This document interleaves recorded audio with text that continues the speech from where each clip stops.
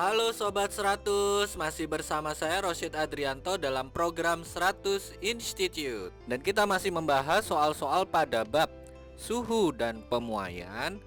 Saya lanjut ke soalnya ya. Langsung saja di sini diketahui ada suatu bejana kaca pada suhu 0 derajat Celcius berisi penuh dengan 200 cm3 air raksa. Kemudian jika suhunya itu dijadikan 40 derajat Celcius, pertanyaannya adalah berapakah volume raksa yang tumpah?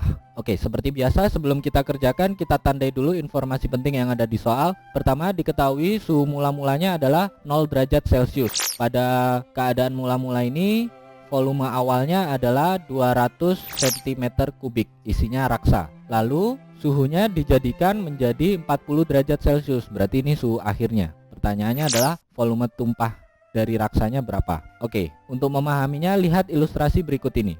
Misalkan ini di suatu tungku saya letakkan gelas yang berisi dengan raksa terisi penuh 200 cm3. Kemudian untuk mencegah raksa yang tumpah ini kemana-mana, saya kasih nih gelas untuk penampungannya ya.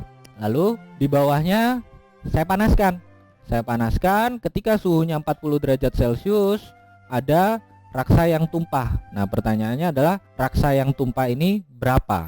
Oke. Nah, kita catat ya. Informasi pentingnya tadi suhu mula-mulanya adalah 0 derajat Celcius, volume mula-mulanya 200 cm3, suhu akhirnya 40 derajat Celcius. Lihat di buku, koefisien muai dari raksa adalah 1,8 kali 10 pangkat minus 4 per derajat Celcius. Lalu yang ditanya adalah volume tumpahnya berapa? Masih ingat untuk pemuaian volume, mencari volume tumpah bagaimana? Kita anggap gelas kacanya atau bejana kacanya ini tidak ikut memuai, maka kita bisa langsung gunakan. Masih ingat untuk pemuaian volume, mencari volume tumpah bagaimana?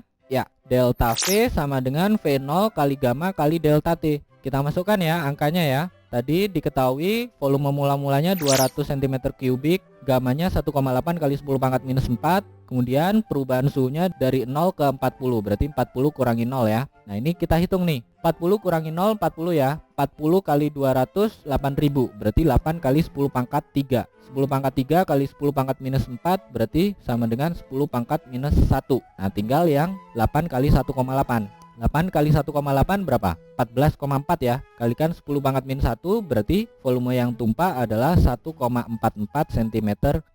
Ini jawaban akhirnya. Gimana teman-teman? Untuk pemuaian volume, menghitung volume raksa yang tumpah, sampai sini bisa dipahami?